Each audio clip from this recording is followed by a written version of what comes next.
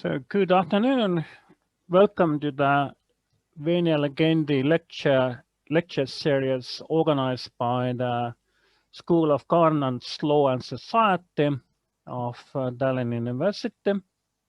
I am Tony Saarts, head of the Evaluation Committee, Associate Professor of Comparative Politics. And today we will have the lectures given by the candidates to the tenure track position in international law and security. And our next candidate is Lehte Roots. Please, Lehte, share your slides. And you have 45 minutes for your lecture. And after that, we are going to have a Q&A session, questions and answers. And yes, that's it. Please, Lehte. Thank you very much. Good afternoon, dear colleagues. I guess we don't have students here, unfortunately, and committee members who might see also the lecture later. So according to the Venia Legendi rules, I should present a little bit myself and my past work and present work. So my name is Lehte Roots, as it was already said, and I'm currently visiting professor in Tallinn University. And if I think about my 5 years teaching activities, then I should start to count it from 2017. And I had a look at my work done and found out that during this 5-year period, I have published 16 articles and chapters of the book. And also I have done some researches to EU Commission as an expert of EU law about the application of EU law in Estonia. And currently I also submitted 4 articles for this year publication, and I'm finalizing 1 article. So a lot of work this year in the research field.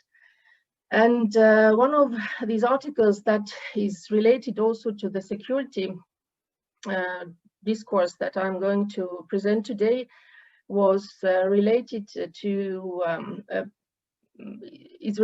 a chapter in a book. The book is about international conflict and security law. It is edited by Sergei Sayapin, and I'm writing, my article is about European Union security, conflict and migration.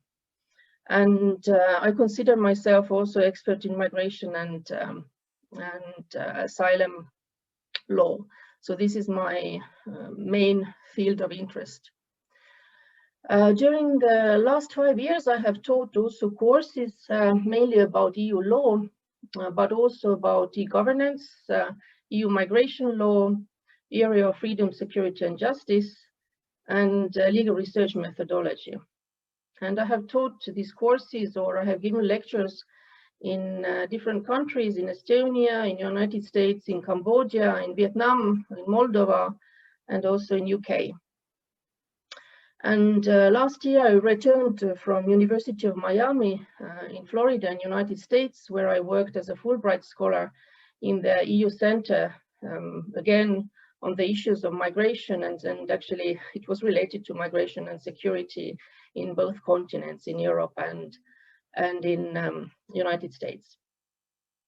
Additionally to that, I have also developed extracurricular course to train the trainers in the field of EU law. And I submitted last year a project proposal to European Union on prevention of radicalization.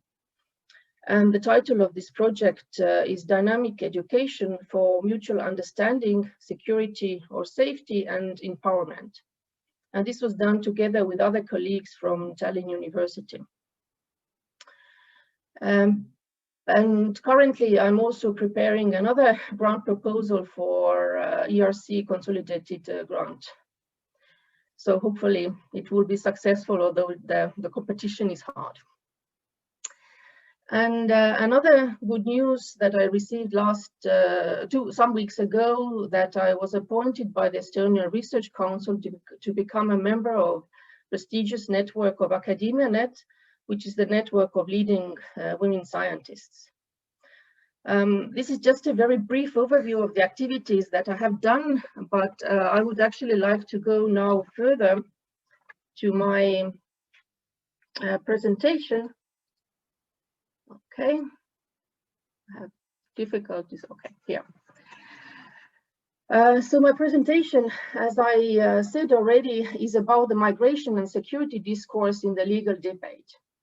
And if we think about the security at the European level, then I think the Schuman was the one who, in 1950, brought us our attention to this issue of security at the EU level. And it was really relevant after the Second World War.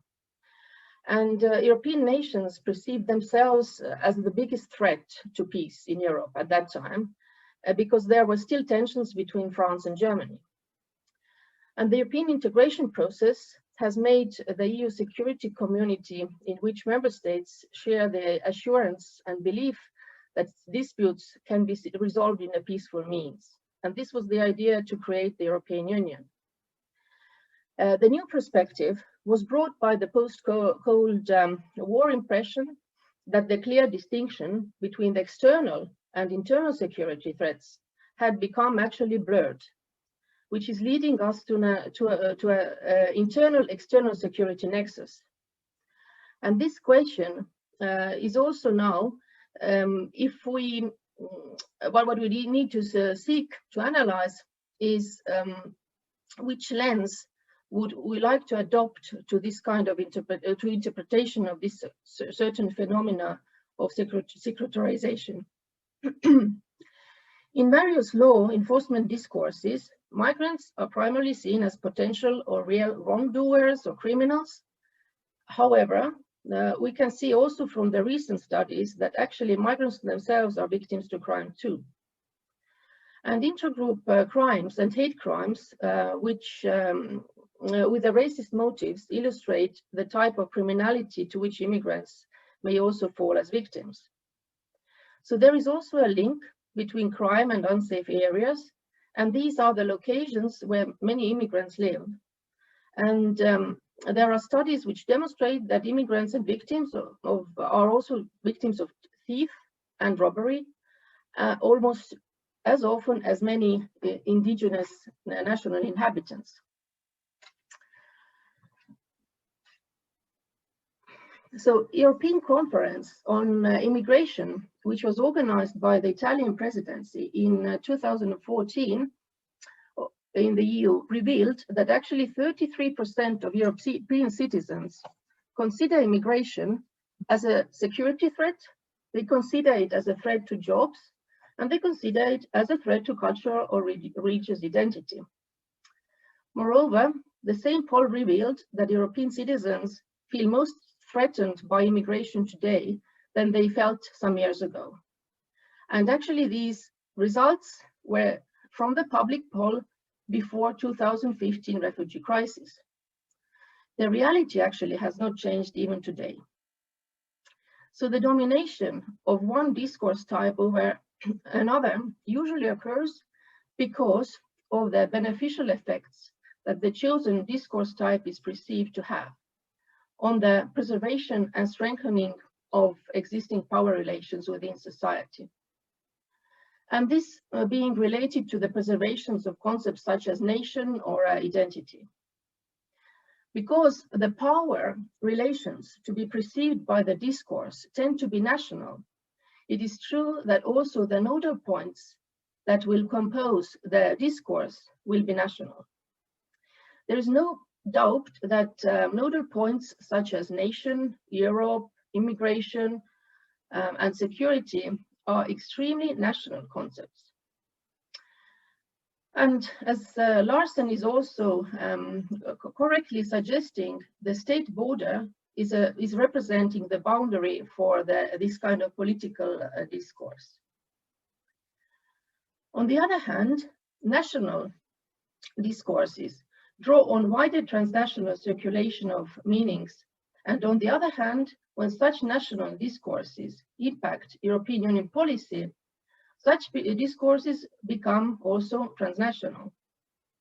So different discourses on a certain subject, for example, can be an obstacle to the European cooperation and a source of cooperation, but they can also be a source of conflict. So in the case of immigration, where, for example, two nations produce similar hegemonic discourses, then that national hegemonic discourse can gradually become transnationally hegemonic. As a result of this power of discourse, different countries' hegemonic discourses will be hostile also in the international politics in the same way as they are in the domestic politics. With the European cooperation on immigration, for example, nation states will attempt to influence the discourse of cooperation, through their national hegemonic discourses. The good example to illustrate this is the Hungary and Poland, which refused to follow the EU Council decision reallocation mechanism of refugees from the southern EU member states, which suffered in the 2015 refugee crisis. I have also provided the reference to these cases in my slides. So in this case, the Court of European Union decided that by refusing to comply with the temporary mechanisms for the relocation of applicants for international protection, Poland, Hungary, and Czech Republic have failed to fulfill their obligations under European Union law. The court concluded that there had been an infringement by all three member states concerned because the decision was adopted by the Council and the member states should have followed it. And they didn't accept those immigrants from Greece and Italy. The number was about 120,000 applicants for international protection that needed to be reallocated to other member states.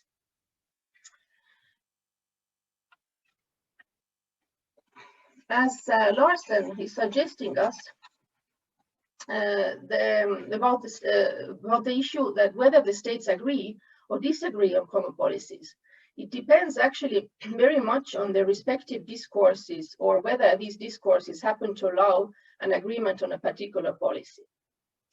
And the branches of these national hegemonic discourses will need to overlap for the common policy to be allowed. And this is the way how European integration works.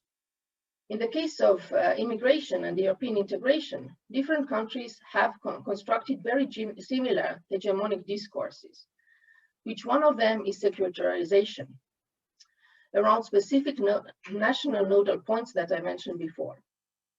So this may gradually lead to common policy based on very similar hegemonic discourses at the EU level. Security is built on a set of discourses or narratives and historical practices that are based on institutionally shared understandings. And therefore, it has become a political and social concept. In this process, the elites in power, analysts and experts are actually defining the existing risks and threats in a certain moment of time, and for different levels.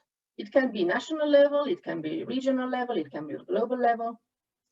And then they justify their validity alongside the community subsequently activating when possible the means to neutralize them. Thus, the inclusion of a specific approach to a security in state practices or in international organizations, they tend to be derived from an existing structure of power. The process of globalization has added new functions to the state responsibility and has also changed some of the previous ones. Since the traditional function was to guarantee the defense of its territory and political independence, it is now attached to the obligation to assure economic independence, cultural identity, and also social stability in the state. Also, globalization has been transforming the existing risks and threats, which are impossible to neutralize only by focusing on the state, and with a national security strategy. Because it cannot be any more limited to the national boundaries. So the acknowledgement of a new world has led to a new developments on security from its traditional political military conception centered into the different peace and international stability based center, where the aim is the protection of the individual. The state stopped being the only referent object for security. And nonetheless, human security did not replace national security, integrating those new dimensions as the protection of human rights, economic development, and individual security is the new trend. Security had an institutional conceptualization in the UN 1994 Human Development Report, and was characterized by the universal, broad, and flexible approach, and by interdependencies among the 7 components: economic security, food security, health security, environmental security, personal security, community security, and political security. The security concept was pushed by the Copenhagen School, a school of academic thought on security studies that emphasized social dimensions on the security and rejected the sovereign state as a primary referent for and agent of a security. Also defending increasing difficulties to sustain an enduring and reliable national security strategy without a strong response to human insecurity. It has also implied the assumption of new risks and threats that demand new processes for securitarization, encouraging preventive diplomacy, good governance, economic and social development to save the society from reaching the crisis point. Also, population dynamics have become more important with the rise of human security, as it represents a major source of pressure for the security of individuals and consequently for national security. The interests in how population studies and security studies are connected is increasing very fast. And I have highlighted here the authors who have dedicated for this type of study. You can see that they are from different disciplines. Also, demography-related risks can produce feedback effects due to the strong interdependence among risks and threats. And so demography matters for national and global security in different ways. Migration can matter for national security in the situation when migrants or refugees are opposed to home country's regime, when they are perceived as a security risk or as a cultural threat, when immigrants cause social and economic pressure in host societies, or when the host society use immigrants as instruments against the country of origin. The securitization of migration tends to include 4 different issues. First, socioeconomic, due to the unemployment, the rise of informal economy, welfare state crisis, and urban environmental deterioration. Securitarian, sorry for pronunciation, yeah. Considering the loss of national control narratives that associates sovereignty, borders, and both internal and external security. And identitarian, where migrants are considered as being the threat to the host society's national identity and demographic equilibrium. And the last, political, as the result of anti-immigrant, racist, and xenophobic discourses. Therefore, since migration can intervene in different areas as state sovereignty, the balance of power among states and the nature of conflicts in the international system, national security may also be affected.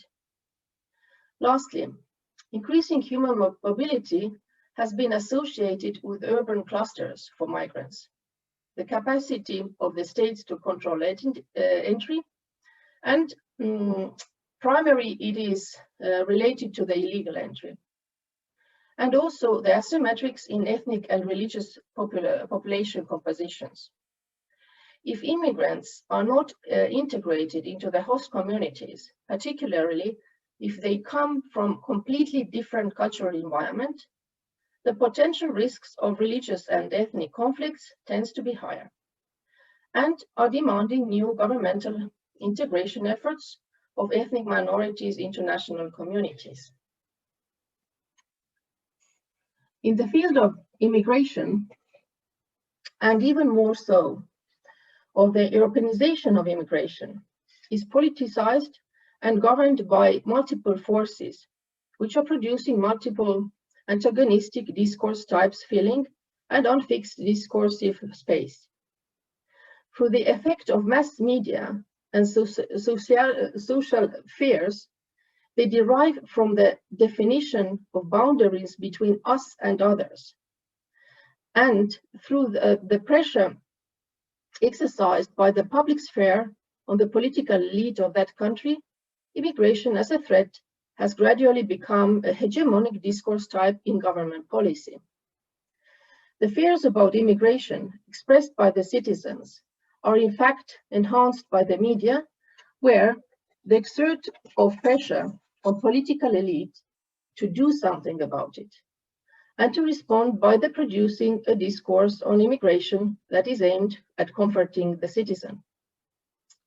A discourse of this kind that produces existential boundaries for the protection of the inside and legitimizes the views of migrants as threats ultimately reinforces the same fears that is produced in the first place. Migration to the EU for a long time has been characterized by pull factors. It can be the demand for the labor in Germany, while in the so-called Mediterranean pole, immigration has been still mainly dependent on push factors in the countries of origin of the emigrants. And for this reason, in the south of European Union, immigration has been passively accepted rather than deliberately encouraged, and has tended to cause several emergencies and continuous instability. So here we can see the conflict between different EU member states. The politics of immigration control and the criminalization of illegal immigrants is derived mostly by the social legal system that allow their marginalization and their labor exploitation.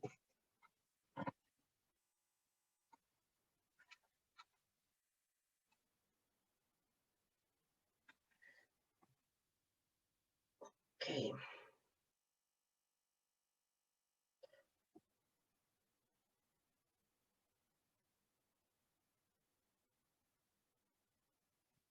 Sorry. It is impossible to ignore that the impact of international terrorism is the development of migration security nexus. The terrorism inside the EU may result in a similar situation as has occurred in the US after 9/11, with the inclusion of immigration issues in the anti-terrorism agenda.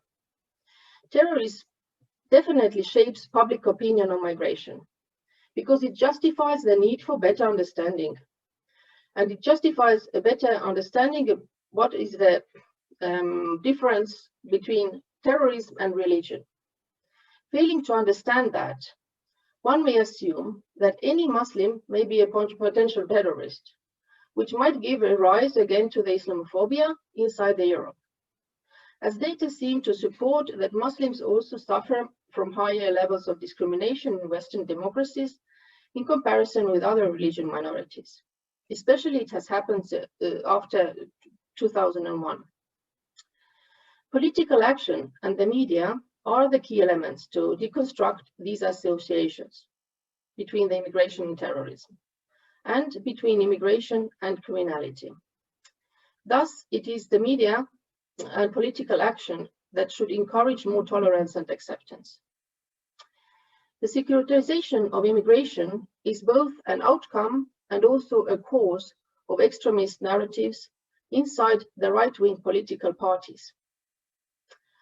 The increase in immigration flows should reinforce integration policies and narratives to avoid the rise of this right-wing populism.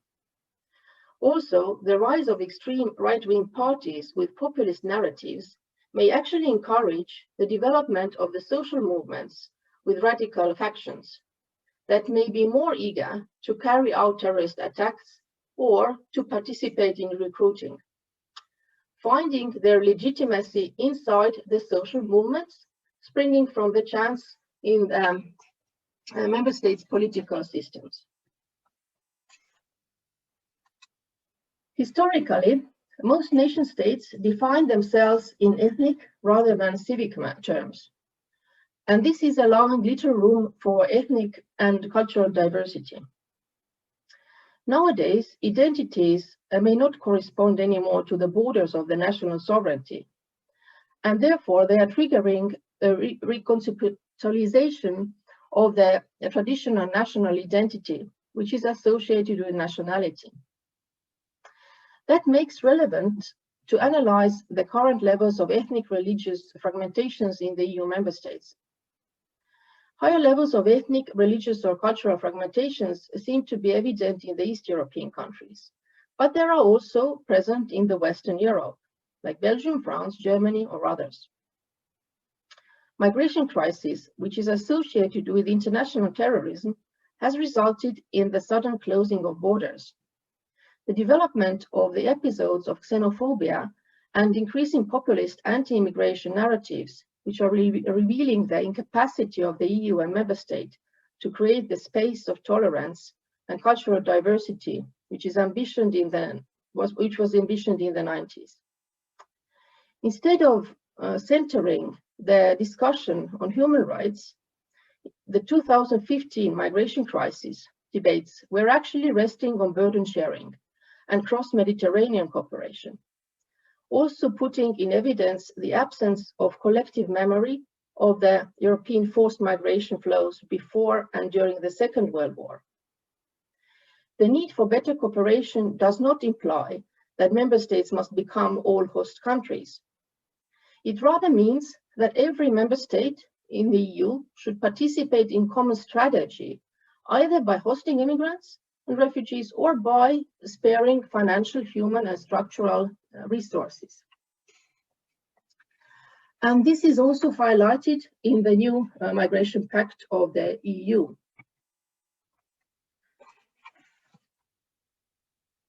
The evaluation of national strategies is based on similar strategic documents that are essential to understand member states' strategic cultures and international securitization of migration.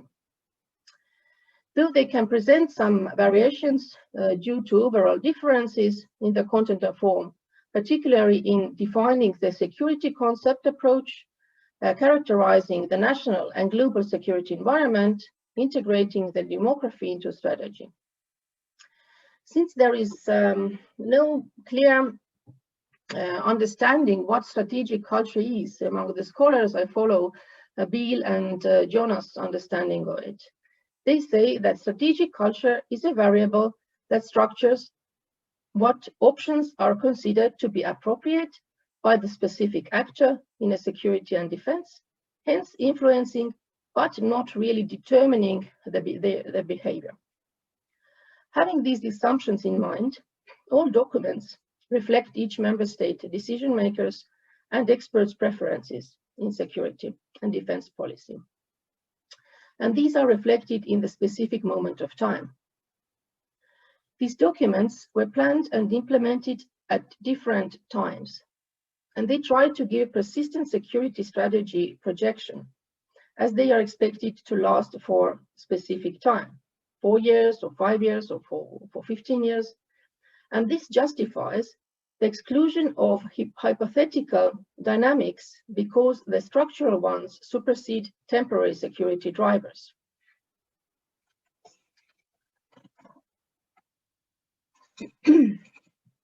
So looking back at the question, can we see the discursive convergence between the current political discourses on Europe and immigration?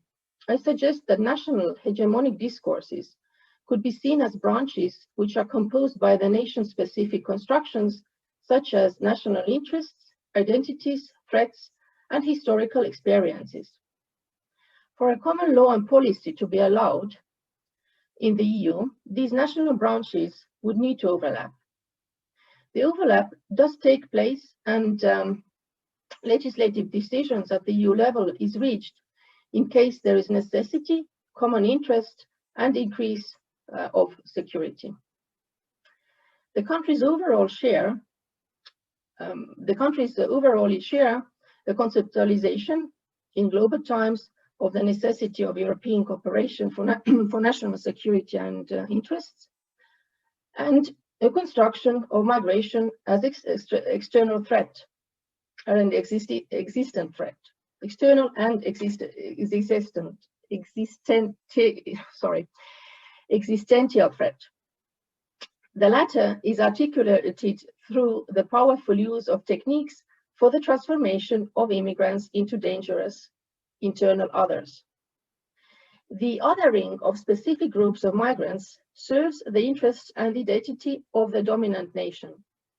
But overall, the discourses achieve the same effect to powerfully locate migration in a security logic by linking it to terrorism and emergency.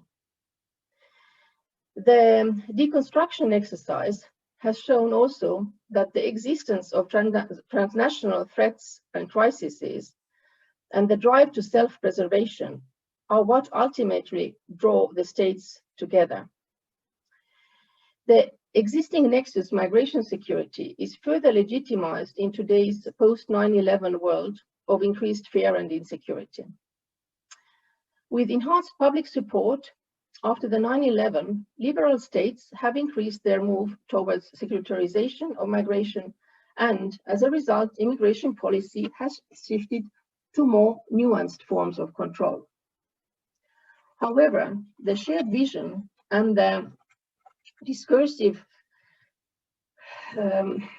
convergence between two different EU member states on immigration and Europe are limited. Nation-specific constructions prevent discursive convergence on areas other than restriction to entry and fight against illegal immigration. The resulting pressures to securitize migration within the framework of the EU, exerted by the member states on the European Commission, are likely to have a significant impact on the development and fair and just European approach to the immigration. So before closing up, I would actually like to remind you an interesting case from 1989 of European Court of Human Rights. We had there an applicant whose name was Söring, and he was a student at the University of Virginia in the United States. And she had a girlfriend, Elizabeth Haysom, who was a Canadian national. Both of them were arrested for the check fraud in England in April 1986, after they had disappeared from Virginia in October 1985. When they were interviewed by the English police, the applicant admitted that he had stabbed and killed Mrs. Haysom's parents, after the parents told him that they would do anything to prevent his and Mrs. Haysom's relationship. The applicant at that time was 18 years old. The applicant was also later accused that he was not participating at the Bedford County court.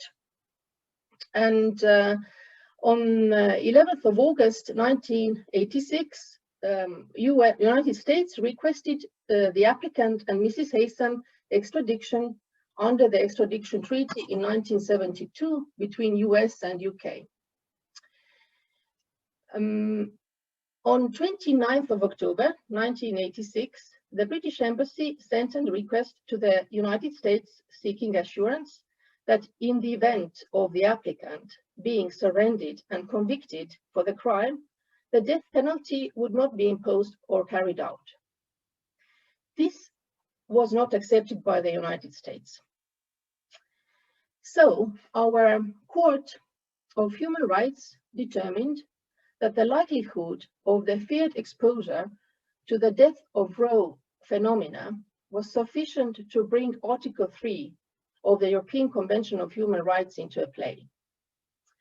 So the result was that Söring cannot be sent back to the US, as he could face there torture or inhuman or degrading treatment or punishment.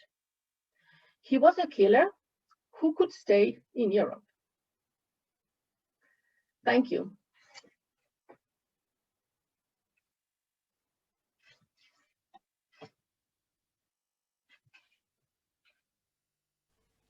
Thank you very much, Lehte. And now we move on with the Q&A session. So please, the floor is open for the questions.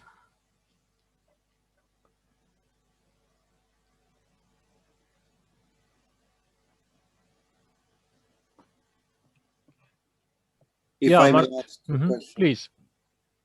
Thank you, Lehte, for very comprehensive lecture and insight. I would like to ask one question, not perhaps immediately related to your topic, but something I have always wanted to ask from people who are dealing with international security studies, and it's related to Estonian context. We have in Estonia different organizations like the Institute for Defense Research and all different names, NATO Cyber Defense Center. And in these institutions work different researchers, both from Estonia and from abroad, and they often appear in the public. They discuss matters related to international security.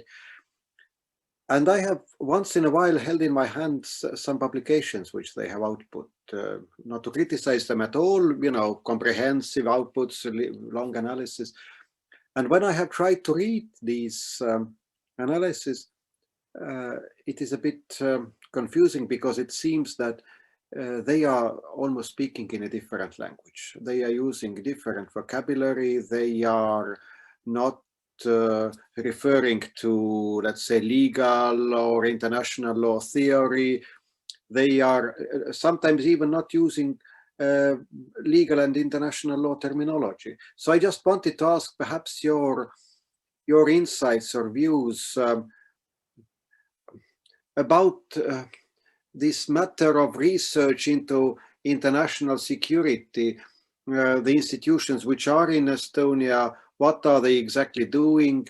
And from here, what might be the possibilities of cooperation from this tenure-track professorship who is already existing think tanks in Estonia? I hope I was able to formulate it so that you can reply. Okay, thank you. I think I will start from the last question related to the cooperation. I think the universities should be very open to cooperation with external research centers and think tanks. It's only, I think, the issue to contact them and to start to see what are the common interests in that, because it can be that that for think tanks, the universities are too academic and they want to write more practical researches, or they need more practical research outputs, and they consider scholars in the university being too theoretical. But it's up to us as scholars to show that it's not like that.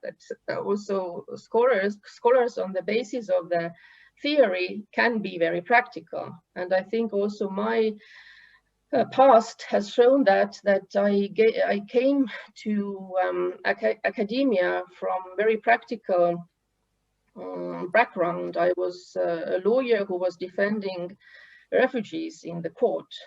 And I think it helped me a lot to understand also the theory, because I saw the practical problems and I could put those two sides together and understand why theorists might think in this way, but theorists sometimes in practical means does not really help or does not help you out in the court.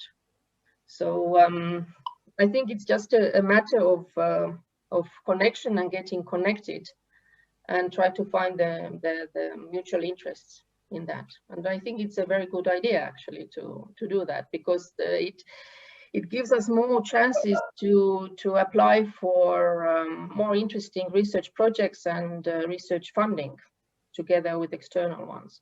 The only other issue is about if they consider scholars at the university level enough secure for their security studies.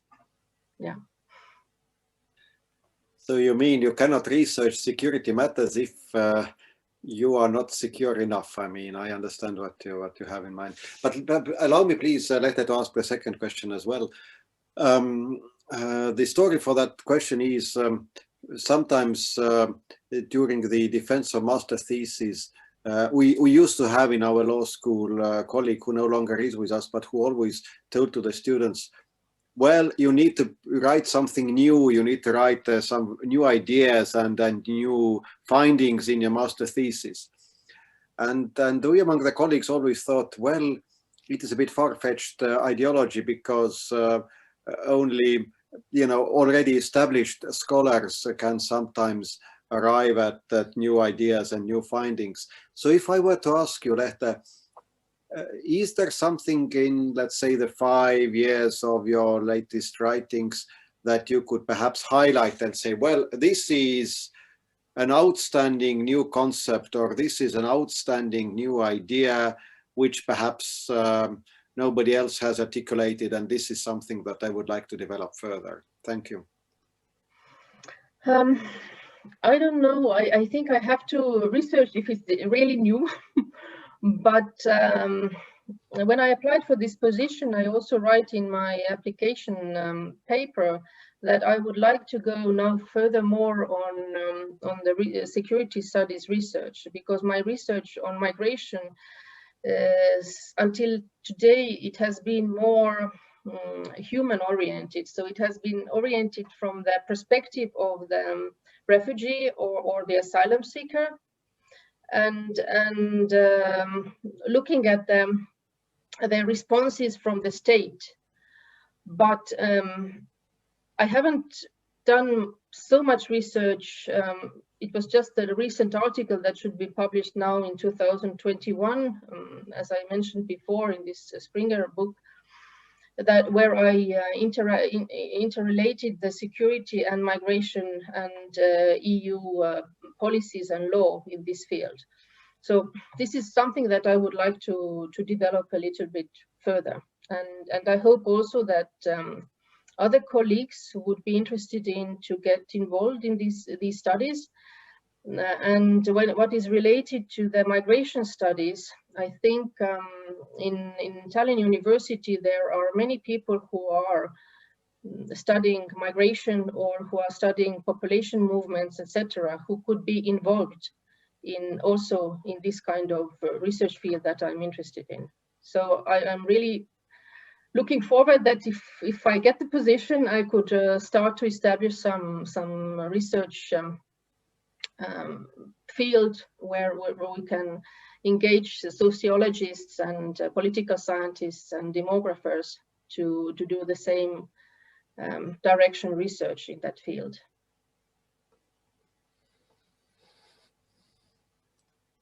Okay, thank you. Now, Tanel, please. Thank you very much, and thank you, Lehte, for again very interesting and somewhat intriguing topic that you are studying. Well, you mentioned, and it has led to that there are, well, identities that are based on nationality or some else. I know it's a point of discussion, and it's not at all legal matter. It's psychological, probably even maybe medical.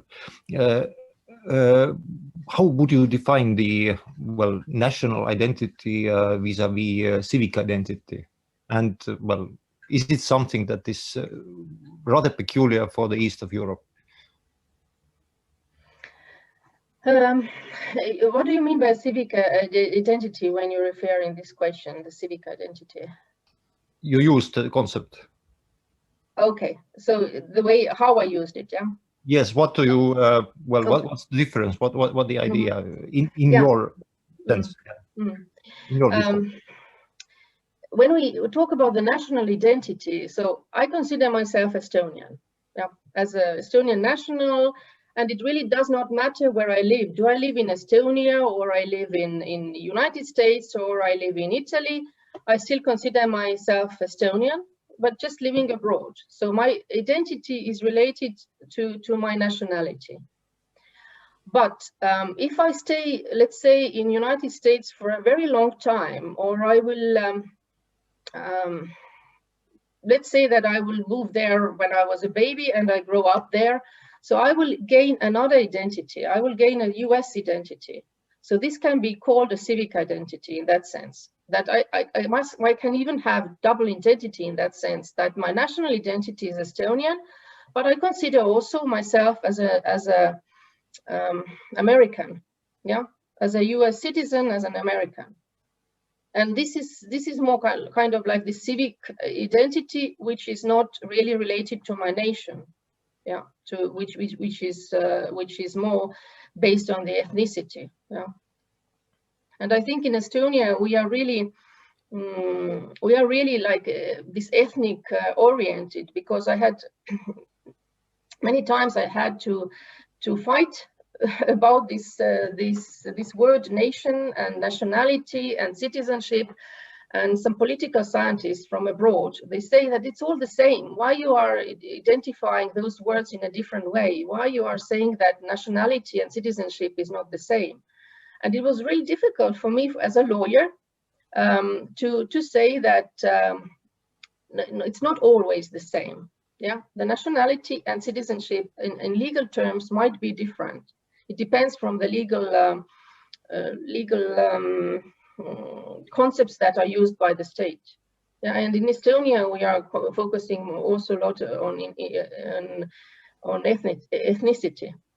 And I think it's coming also from our background during the Soviet Union time. If you remember, those of you who had Soviet Union passport, that we all had the same passport. We were Soviet Union citizens. We were not Estonian citizens. We were Soviet Union citizens. And each of us had our ethnicity there, yeah? Estonian, you could be Finnish, you could be German, yeah, but you were a Soviet Union citizen, so you had different identities in that sense. Well, just as a replica, maybe it is something that is related to the Soviet heritage and possibly segregation based on ethnicity.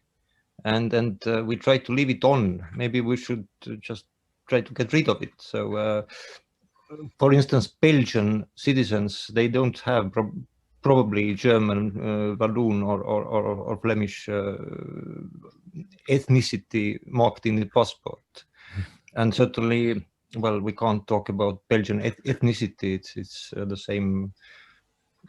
And I think because of the main examples that we all have for the security related to immigration and so on from Hungary, Poland, I would add Estonia to the same group due to the discourse in Parliament during the last 5 or 7 years. It's something very Eastern European, I think. Yes. Okay, thank you. And now Koido. Yes, thank you for a presentation and all these explanations. I would like to ask this question what I asked in the last session, that how do you see the role of the tenure professor in the new context, and what are your plans? How to improve this cooperation around this tenure professorship? What are your plans? Thank you. Yes, I think I also mentioned a little bit. The research that I like to do is about migration, as I said, yeah, and I want to add the security nexus also to this migration research that I have done before. And as a lawyer, I tend to look more at the legal aspects of migration control, but migration is such a diverse issue and a problem actually too, that it cannot be resolved, the problems that we have with the migrants, just by inserting new rules or by implementing rules more strictly. So it is about the psychology, it is about the social movements, it is about how people think, it is about how we present our country, because it's also about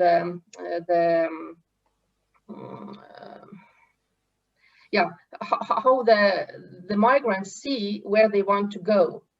So if we are not attractive to migrants, we will not receive them. If migrants see us attractive, then we will see more migrants on our borders.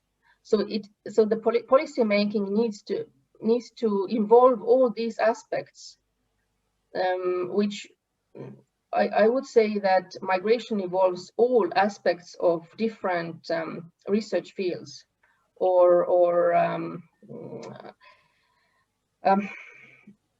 because if you do economics, you look at the numbers, but in migration, it's not enough just to look at the numbers as we look at in economics. We need to look at what are the policies, what are the current rules, and what needs to be changed, and what is going on in the people's mind. So we need sociologists, we need demographers, we need psychologists, we need lawyers, and we need political scientists to get around one table and to talk about the same issue, but in their language. And we need to actually find out our common language, because this was also, I think, mentioned by Mart, that there might be differences of language usage, which makes our communication difficult in different those fields, yeah, of research. That lawyers tend to write like lawyers, and political scientists tend to think like political scientists. So we need to find also common language in this kind of research. And I think if we manage to create these kind of interdisciplinary research groups, we can also develop new language in that field, in that research field, which is understandable to more people. I hope I responded to your question. If not, then maybe I'm asking one more thing, that yes, this is interdisciplinary cooperation and how to build these research groups, but how do you think what could motivate, for example, political scientists or sociologists to come and join with your research group, which is led by, for example, your professorship? But how you practically could do it? Mm-hmm. You should ask from Tõnis this. No. Yeah. Actually, I wanted to ask the same question. Mm-hmm. How to attract them? Mm-hmm. I think the research interests are coming from inside ourselves. So I cannot force anyone to do this research if they are not interested in. So in that sense, it was already, I think, expressed by Tina and before, that those meetings that we have, or those presentations that our colleagues are making, and you, Koidu, are also organizing them, these help actually to understand what kind of research our colleagues are doing. And the only way is to approach them and to ask. would you like to come together and submit a research proposal in this field? And if they are not interested in, there is no cooperation. So because we cannot force people to cooperate, but what we can do, we can approach people and come up with ideas. And I think the mailing list that was created is also a possibility, but maybe it's not known to other people. So that we can actually start to collect ideas of research proposals via this mailing list. And then people can join who are interested in this field. This is one option, of course. And of course, if you have a good source already for funding, then this can be also attractive to other researchers that say, yes, I know how to apply into this this concrete budget line in that project field. So just join me. Thank you. I have tried to do that. Some people I have managed. Okay, thank you very much, Lehte. Thank you. Interesting to know. Anyway, thank you very much for attending this lecture. And now we move on with the next candidate. And I hand over my tasks to Tanel, who is going to be chair for the next session. And we start at 2 o'clock. So, thank you very much. See you quite soon. Actually, I'm going to leave, but most of you will see each other quite soon. Thank you. Okay, thank you. Bye.